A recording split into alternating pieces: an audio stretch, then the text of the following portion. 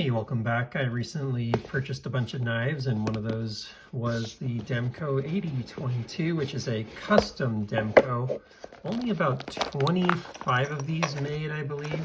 You can see this has that characteristic Demco custom pouch, and inside of there is the knife. These are really cool knives. I want to do a bit of an overview of them, because I think they're not very well known, but it might be something that transitions from a custom to a machine ground in the future. And part of what might help make that a reality would be for the team at Demco to know that people are really interested in these. So the more information that's out there, the more you might be able to encourage them to do something like this. So first and foremost, what size is this? Let's take a look. I'm going to put the AD20.5 above it, so it'll look a little smaller. You know what, let me put it on this side just to do this the right way, I think. Then here's an AD20S, which is the full size frame, but it's a little thinner on the blade. So you can get a sense there of just how, the sizing is, right? It's actually about the same size, almost the exact same size as the Demco AD20.5. And the difference would be more in the thickness. So two elements of that. The first one is that the blade stock thickness is quite a bit thicker. So you can see there a much thicker blade stock thickness. And then the second would be here in the scales, quite a bit thicker. You're talking about a 30% increase, in handle thickness there. Let me see if I can get an actual measurement for you. Oops. Of that blade stock thickness. This particular one is number 9. They are numbered as customs.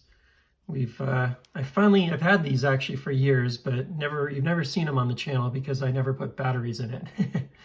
So the standard blade stock thickness on the AD20.5 comes in right around, whoops, I've got that on millimeters instead of inches. So right there. Sorry, there you go. And then to compare, I can do this without scratching it. I'm trying to be really careful here.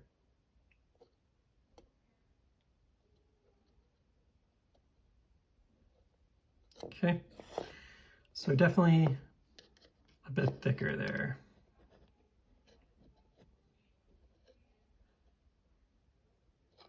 So hopefully that's informative for you. I hope you could see that okay. I realized I wasn't even looking at the camera. The fuller is quite a bit bigger than the AD20.5. So instead of a thumb stud, kind of like we've been seeing on some of these, the new AD20S variants that have been out. Let me grab one real quick. I'll grab the first one I ever saw this on, actually, which was an M4 Slicer Shark in blue that I featured on the channel. I think it was maybe the first one on YouTube. It got a lot of views, which was an indicator to me. Very similar in that sense to that fuller. It's even a little bigger. Let me go this way for you, because that tends to get better proportionality. So you can see the blade itself is a bit shorter. It's more of, again, the 20.5 size on the blade. And you can see the handle quite a bit. Maybe we do this. Go this way. And then let me zoom out a little bit here.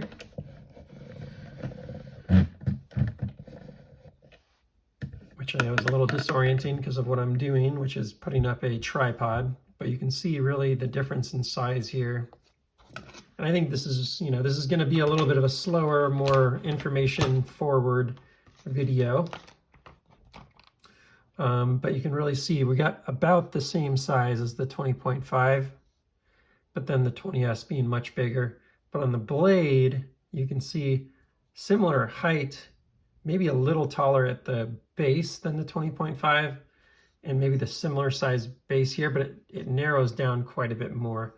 There's just a lot more steel between here and here on the 20S versus and then it's also a longer. Now the 20S Slicer Shark Foot, which is what I'm holding here, is shorter, but this is still shorter than that.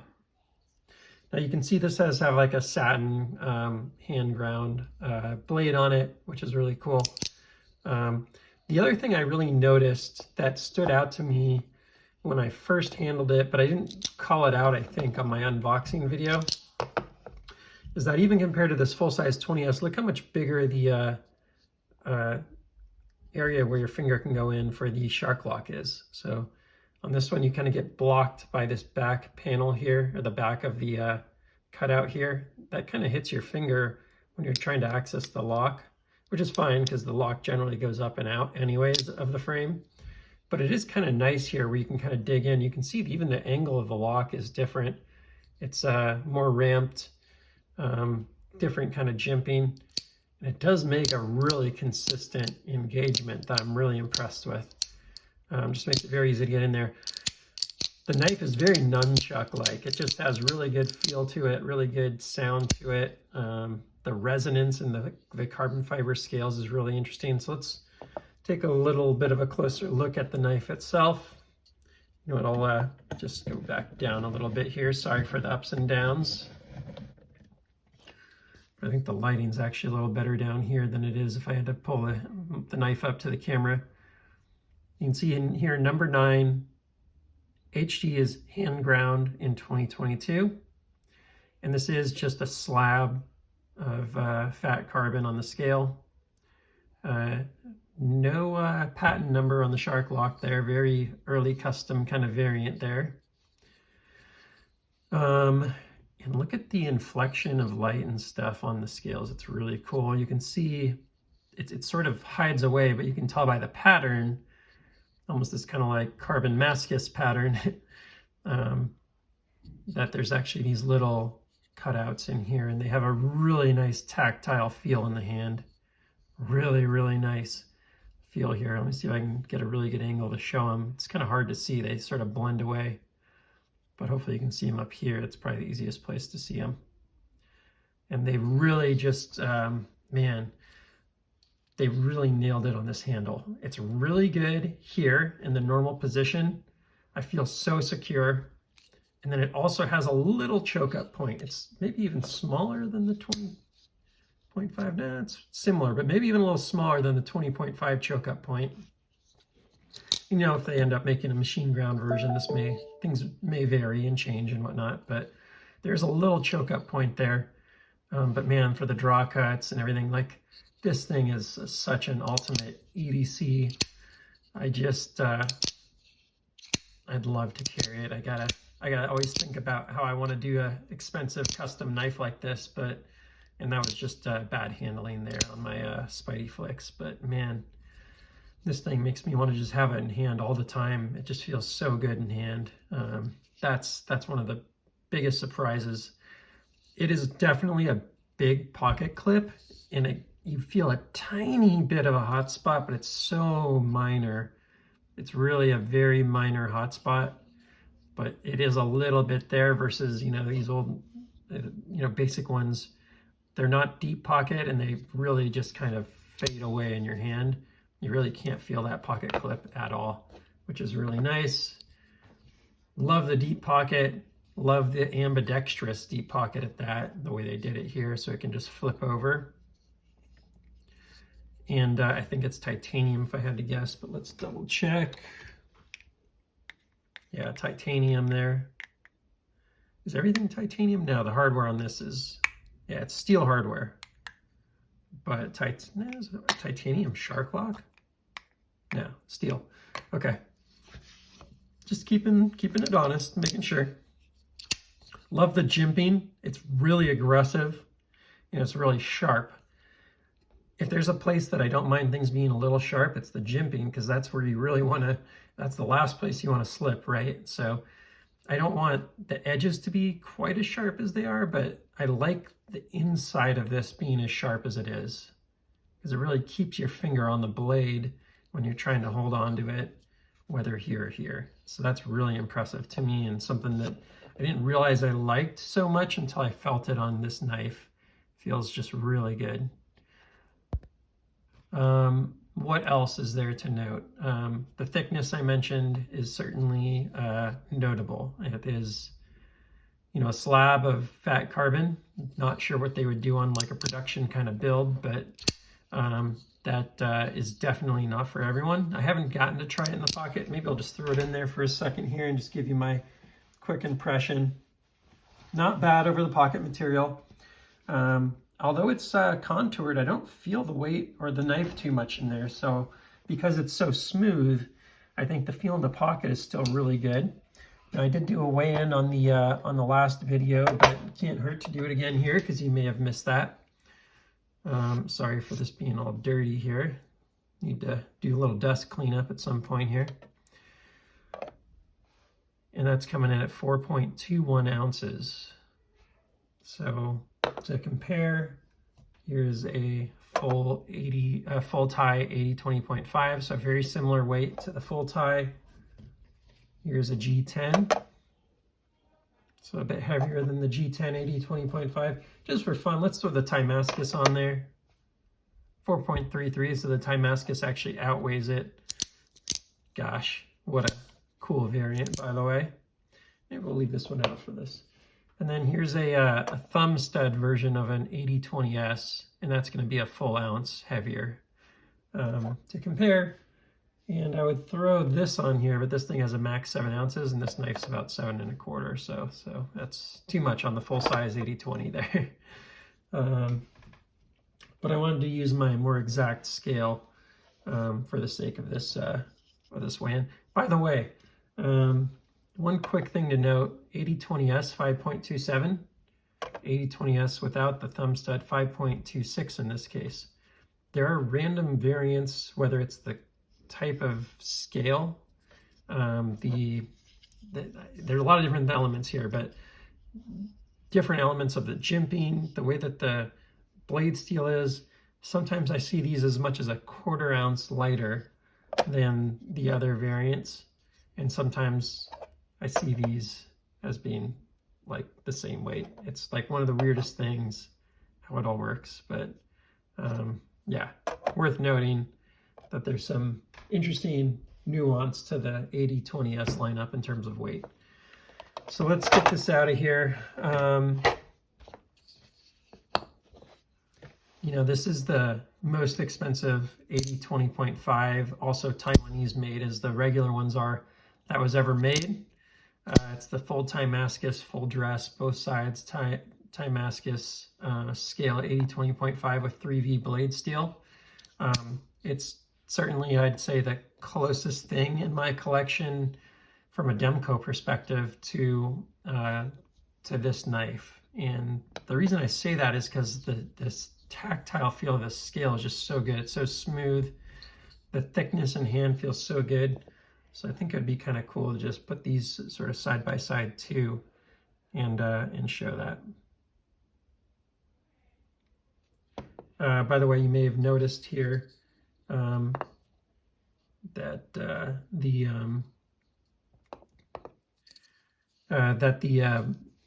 some of the 80-20.5s have, you know, this hardware.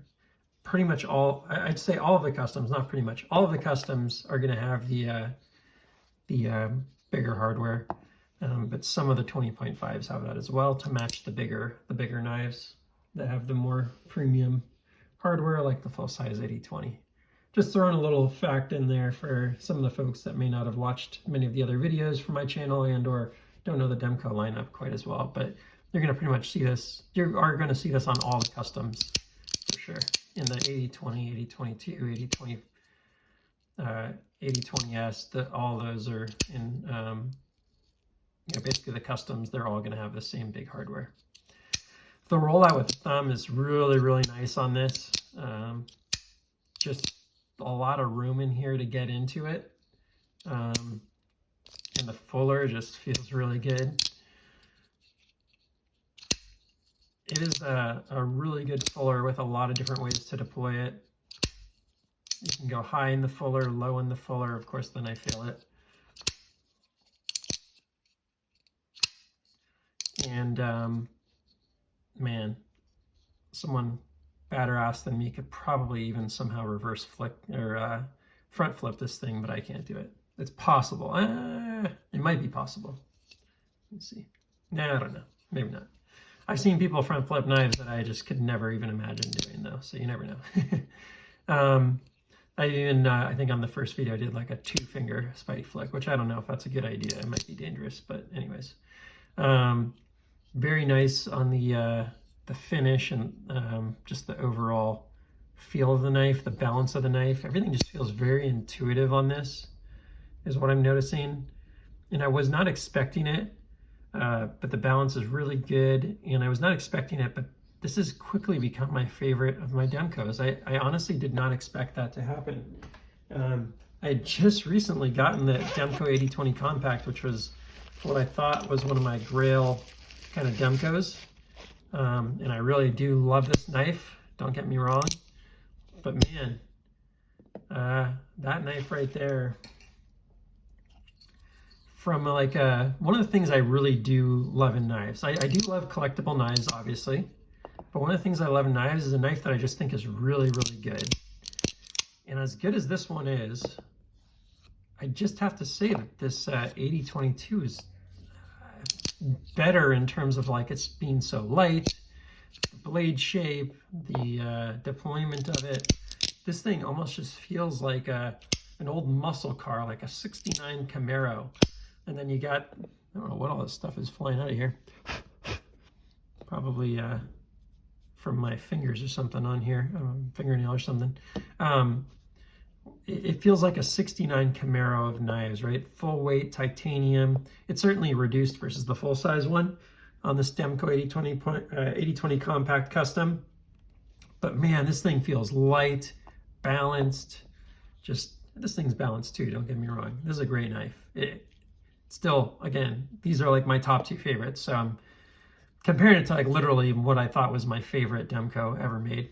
But man, this thing just quickly made me feel like this was on another level. It's really like the evolution of Demco from one to the other. And, you know, you could even say, go take the Demco full size, and now you're talking about a wild evolution between these two.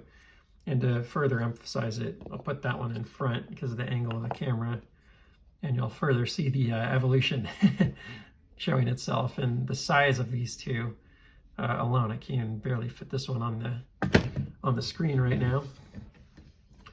And this guy's, you know, a fraction of the size. So let's get a quick measurement just for being thorough. So the blade length, about 3 1/4, cutting edge, maybe just under 3 inches, like 2.99 inches or something like that, 2.95. And then tip to toe, it's like 7 to the scale, but then if you add the, let me just do that again. 7 to the scale, but if you add the pocket clip, it's like 7 1/8, maybe 7 1/4, because that pocket clip does stick out just a little extra off the end there. I don't know if that's about 1/8 of an inch. It's probably about 1/8 of an inch. So 7.125 or so on the length there. Just a really brilliant custom knife.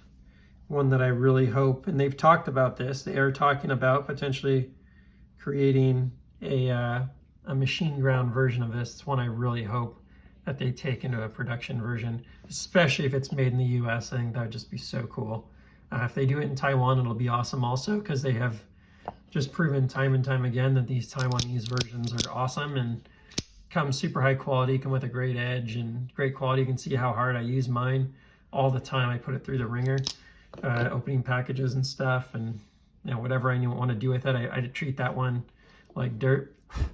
Yeah, just a super interesting look at the evolution of Demco. And this isn't what I would call the evolution necessarily, but you can kind of view it that way just for fun, for the sake of the video. So I think that's all for now. I hope if you're a big Demco fan, at some point maybe you get to handle one of these at a show, or even get a chance to buy one. It took me months to track one down. I was negotiating on another one, and that one didn't really work out. And this one came in, and yeah, this one was, I got it from an In Search Of post in the Demco Dynamics Facebook group. I feel like ISO posts are kind of underrated. I do quite a few of them on blade forums as well, and I've probably pulled in 7 or 8 really great, hard to find knives over the last 2 months, putting out posts about knives I'm searching for. Do be really careful when you do it, because it's a high spam, not spam, but high fraud or high scammer